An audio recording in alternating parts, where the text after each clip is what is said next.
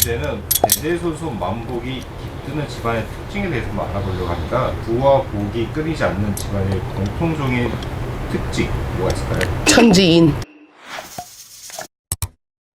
하늘을 받들고 땅에 겸손하며 인간사의 예법을 지키는 집은 대대손손 만복이 깃듭니다. 아이, 저 고리타분한 소리는 뭐요? 이럴 거예요. 근데요, 이 안보살도 이걸 깨닫기까지 굉장히 시간이 걸렸습니다. 내가 잘하면 되겠지, 내가 열심히만 하면 되겠지. 아니요, 내가 열심히 하는데 인간의 교류가 없으면 나아감이 없고요, 조상님의 덕을 바라면서 조상님의 안위를 살피지 않는데 천의 기운을 어떻게 받을 것이며, 내가 두 다리 뻗고 걷는 이 땅에 대한 예의가 없고 겸손함이 없으면 터에서 나를 밀어냅니다. 100년 이상 된 고택들을 보면, 역사가 있는 고택들을 보면 대대손손 이어지고 지금은 우리가 관광지로서 역할을 해서 찾아가서 보잖아요. 그런 곳은 첫 번째 풍수상으로 명당터가 있어야 하고요, 그 명당터를 지키기 위해서 땅을 밟고 사는 인간들이 많은 정성을 올리죠. 그 말은 우리가 4대 봉청 제사를 지내고 그 위에부터는 시제를 지내잖아요. 그걸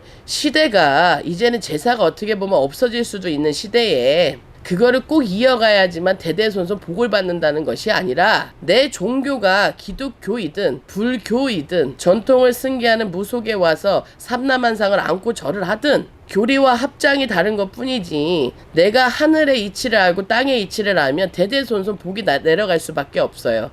그러면 일상생활에서 내가 접목할 수 있는 것이 무엇이 있느냐? 내가 그 윗대까지는 알지 못하더라도 당대 어른들의 제사는 지내시는 게 좋습니다.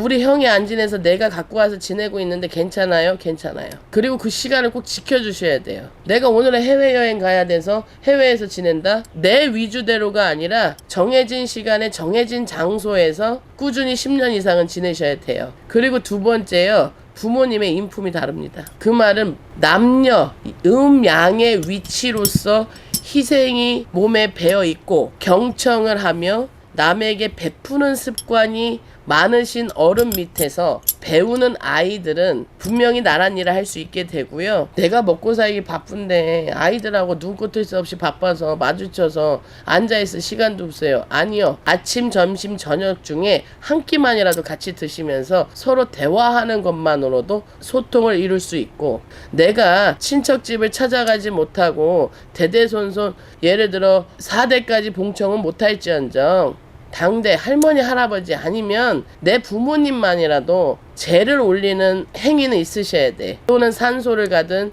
절에 가시든 바다에 가시든 내가 어른들을 뵐 수 있는 의미 있는 곳에 가셔서 그것이 10년 이상은 길들여지셔야 돼. 길이 들여져야 돼요. 그런 다음에 지혜 발복. 내가 터를 가꿔야 돼요. 집안이 지저분하고 게으르고 현관문 누누이 얘기하는 게요, 현관문을 깨끗하게 하라는 원 뜻은요, 내가 자꾸 거기 지나다니면서 지신밟기라고 하거든요. 우리가 터에 난동을 맞거나 처음에 터에 개간을 하거나 행위를 할 적에 지신밟기가 꼭 있어야 한다라는 신의 말씀이 있으세요. 그거를 공부를 하니 그 이유가 뭐냐면요, 땅의 울림이에요. 지신밟기는 예를 갖추는 거죠. 우리가 그 위에 아파트 지어놓고 살고 그 위에 전원주택 지어놓고 살고 그 위에 콘크리트 시멘트 올려놓고 그 위에다 내 집이 내가 침대 위에서 자는 거잖아요. 그러면 예를 들어서 가게를 개업하면 고사를 지내죠. 우리가 흔히들 하시는 행위들이 있잖아요. 그러면 집안에 이사를 가시거나 또는 내가 새로운 마음으로 다시 시작하고 싶다 하면 집안에 공양 냄새가 나야 돼. 공양을 해야 돼. 밥 냄새가 진하게 나와야 된다는 거야.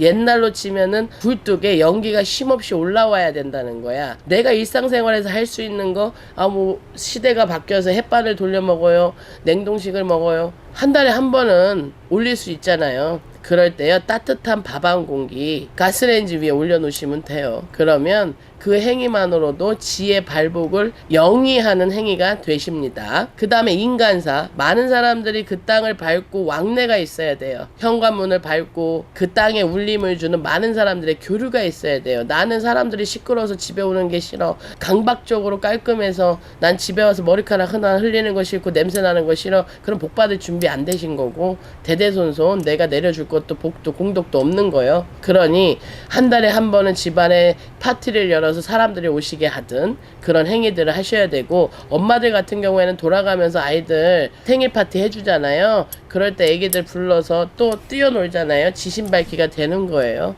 그리고 또 그 부분이 아니더라도요, 내 털을 가꿀지 모르면 지의 발복을 영위할 수 없어요. 그 말은 뭐야? 터에 극이 되는 중고 물품이라든지 누누이 얘기하는 청결이라든지 그 털을 문란한 행위로 쓰는 곳이 된다든지, 예를 들면 합법적이 않은 행위들, 그런 행위라든지 도박이 될 수도 있고 불법적으로 성적인 부분이 될 수도 있고요. 그런 부분으로 악용하는 터가 되면요, 귀신 또는 벌어도 신 또는 못 벌어요. 조상 또는.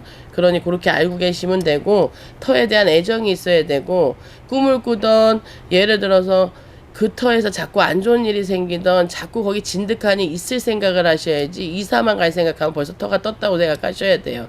진다는 터에 가봐야 되겠지만, 그러면 대대손손 복을 내려줄 수 있는 건 제일 중요한 게 뭘까요? 지금 통틀어서 말했을 때 터예요. 터.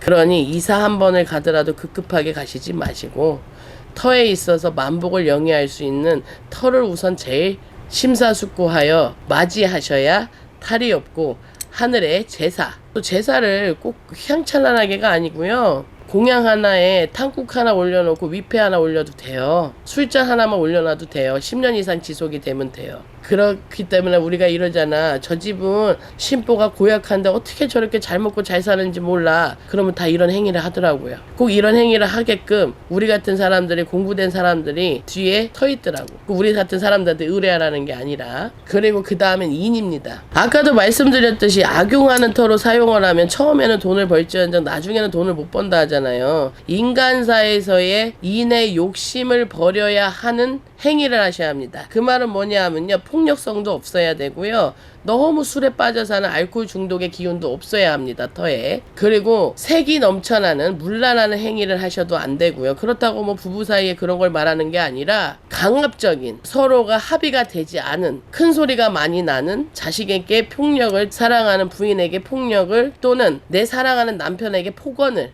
그건 다 뭐예요? 인간의 인품이에요. 천지인의 합의는요, 큰 게 아닙니다. 천지인의 합의는요, 우리처럼 수행생활을 하는 것이 아닙니다. 대대손손 내려줄 수 있는 건 두 가지. 또 하나 배우셨죠? 명당터, 명당터를 가꾸는 사람, 그 사람이 올리는 재, 작은 정성, 이게 있으면 대대손손 내려갈 수 있는 만복이 깃드는 터가 되실 수 있습니다. 안 큽니다. 정말 안 큰 행위입니다. 그것만 알고 간다면 아이가 나랏밥 먹는 사람 될 수 있고요. 근데 기본적인 건, 제일 큰 건, 모든 용혈사수 국이 완벽한 명당터에 들어가는 것이 최고 첫 번째입니다. 우리나라에 명당터 그렇게 많이 남지 않았어요. 진짜 좋은 땅은 다 대기업에서 사들였어요. 그럼 어떻게 해야 되냐? 최고의 명당터를 만들 수 있는 공부가 되셔야 된다는 겁니다. 요약을 해드리면, 천지인의 합의는 거창한 것이 아니라 내 일상 속에 녹아있는 행위들을 20% 30% 바뀔수록 내가 자손한테 내려줄 수 있는 덕이, 그게 바로 행위가 공이고, 그 덕이 내려질 수 있는 퍼센티지가 올라간다는 겁니다. 이 점 유의하셔서, 인정하셔서, 이해하셔서 이행하시기를 바랍니다. 예, 천원신궁이었습니다.